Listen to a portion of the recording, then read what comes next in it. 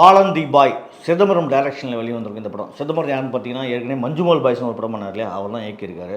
இந்த படம் பார்க்குறப்போ என்ன ப்ரொமோஷன்லாம் ஒன்றுமே காணுமே இந்த படம். திடீர்னு பாலன் தி பாய்னு வருது. பாலன்னா சரி ஓகே எப்படி இருக்குன்னு நம்ம சும்மா யதார்த்தமாக போய் படம் பார்த்தா படத்தை பார்த்துட்டு உண்மையிலே மிரண்டு போயிட்டுன்னு தான் சொல்லணும். சூப்பர் படம். ஏன் முதல்ல சூப்பர் படம்னு சொல்கிறோன்னா, ஐயோ நம்மலாம் இந்த கொரியன் படம் பார்க்குறவங்க, ஒரு யதார்த்த சினிமாவை பார்க்குறவங்க, ஒரு டிஃப்ரெண்ட்டான படம் பார்க்குறவங்கலாம் இந்த பாலன் படம் ரொம்ப ரொம்ப பிடிக்கும். ஒரு அதில் நடித்த எல்லாருமே அற்புதமாக நடிச்சிருக்காங்கன்னு சொல்லலாம். இது மலையாள படமாக இருந்தாலும் தமிழில் பார்க்குறப்போ அவ்வளோ அருமையான தமிழ் டப்பிங் இருந்தது. இது மலையாள படம் பார்க்குற மாதிரியே ஒரு சத்தியமாக ஃபீலிங் கிடையாது. ஏன்னா அந்த இயற்கை சார்ந்த மலையாளம் படங்கள்லாமே எப்போவுமே ரொம்ப கேமரா ஒர்க் சூப்பராக இருக்கும். இதில் அதெல்லாம் மீறி வேறு லெவலில் இருந்ததுன்னு வச்சுங்க.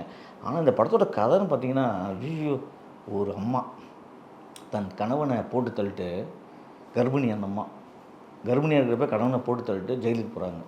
ஜெயிலுக்கு போய் ஜெயிலே அந்த குழந்தை பெற்றுக்கிறாங்க. அந்த பையனும் வளர்றான்.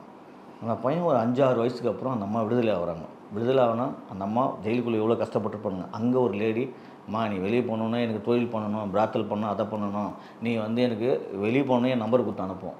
அந்த நம்பரை தூக்கி போட்டு அந்த அம்மா ஒரு ஊருக்கு போவாங்க. அங்கே போய் ஒரு டீ கடையில் வேலை செய்வாங்க. அப்போ அந்த பையன் பேரை மாற்றுவாங்க. டேய் நீ இப்போ உன் பேர் எது, என் பேர் எது, நம்ம இங்கே வாழணும், உனக்கு நான் எனக்கு நீ, நமக்கு எந்த சொந்தமே இருக்கக்கூடாது சொல்லிட்டு அந்த டீ கடையில் வர்றப்போ, அந்த டீ கடையில் வேலை செய்கிறப்போ அந்த வயசானவர் என்ன பண்ணுவார், அம்மா என் பொண்ணு மாதிரிமா நான் வீட்டில் சந்திக்கணும் ஒரே வார்த்தை சொல்லுவார். டக்குன்னு கிளம்பிடுவாங்க அங்கேருந்து. ஏன்னா சொந்த பந்தமே இருக்கக்கூடாது, ஒரு சென்டிமெண்ட்டாகவே நம்ம வாழக்கூடாது இந்த உலகத்தில் அப்படின்ற அந்த அம்மாவும் பையனும் கிளம்பிடுவாங்க. அங்கே போய் இன்னொரு இடத்துல வேலை செய்வாங்க. அவன் என்ன பண்ணுவான், அங்கே வந்து ஒருத்த பார்ப்பான், அங்கேருந்து இன்னொருத்தன் கிளம்புவாங்க, இன்னொரு இடத்துல போய் வேலை செய்வாங்க.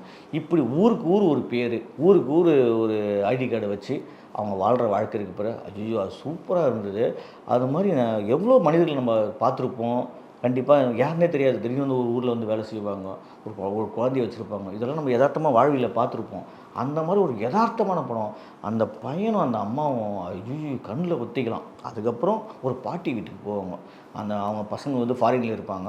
பாட்டி வீட்டை பார்த்துக்கிற மாதிரி அந்த வரவே மாட்டானுங்க. அவனுக்கு ஃபோனில் மாதத்துக்கு ஒரு முறை ஃபோன் பண்ணுவான். அந்த பாட்டியும் இவங்களும் அடடப்பா பாட்டி, அந்த பாட்டி இவங்களுக்கு மேலே ராக்காசியாக இருக்குது. நம்ம தான் கேடி ஊருக்கு ஊர் பேரை மாற்றோம், இந்த பையனை பேர் மாற்றோம்னா அந்த பையனும் பாருங்கள் எவ்வளோ சூப்பராக மாற்றிக்குவான். உன் பேர் என்ன, அதில் ஒரு செம்ம சீட் எப்படின்னா, ஒருத்தன் ஒரு இடத்துல பார்த்துருவான். உன்னை அங்கே பார்த்தனே அந்த அம்மா பொய் சொல்லுது அப்படின்னு சொல்லிட்டு அந்த பையன்கிட்ட போய் விசாரிப்பான். அந்த பையன் அவங்க அம்மா சொன்னது அச்சு அதுக்குள்ள அப்படியே சொல்கிறப்போ நமக்கே வந்து கை தட்டணும்னு தோணுச்சு.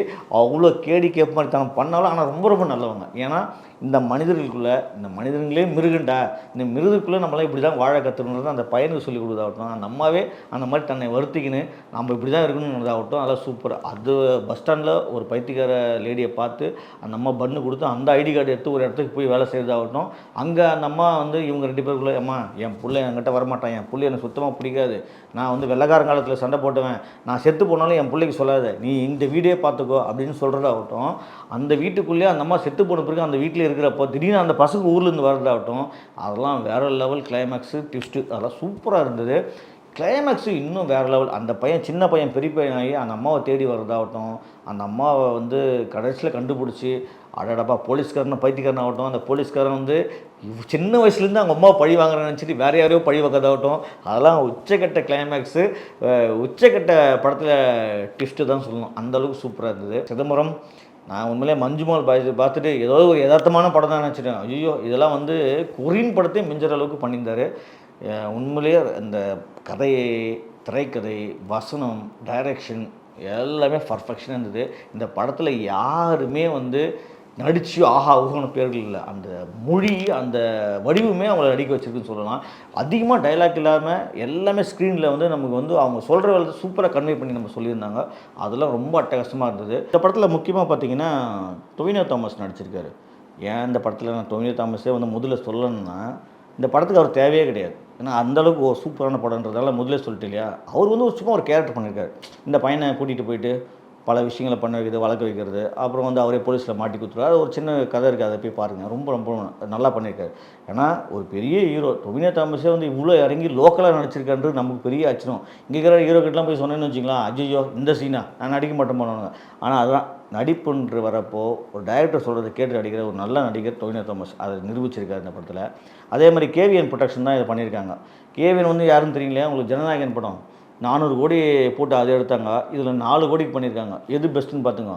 400 கோடி போட்டது வரவே இல்லை வெளியே. 400 கோடின்றது இப்போ அவருக்கு 600 கோடி ஆயிருக்குன்னு வச்சுக்கோங்க, வட்டியோடு சேர்த்தா. ஆனால் இப்போ 4 கோடியில் ஒரு நல்ல படம் எடுத்திருக்காங்க பாரு. நல்ல கதையும் நல்ல படங்களும் தேர்ந்தெடுத்து பண்ணால் கேவிஎன் பயங்கரமான லாபத்தை சம்பாதிக்கலாம். ஆனால் இந்த மாதிரி ஜனநாயகனை போய் மாதிரி ஆளுங்கக்கிட்ட மாட்டிக்கிட்டு முழிக்குது பிதி முழுங்கி. அதனால் சார் நல்ல படங்கள் எடுங்க சார்.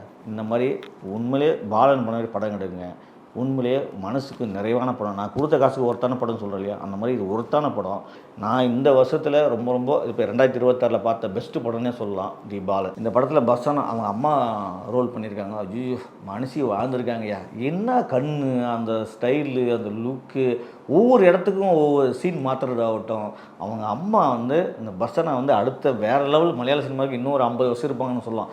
அந்த அளவுக்கு அவங்க அந்த மொழி, அந்த பேச்சு, அந்த மாற்றுறதாகட்டும், நம்ம பையனுக்காக கடைசி வரையும் அவங்க காத்துக்கிறதாகட்டும், அதெல்லாம் சூப்பர் வேறு லெவலில். சின்ன பையன் அவர் அஜீஷ்.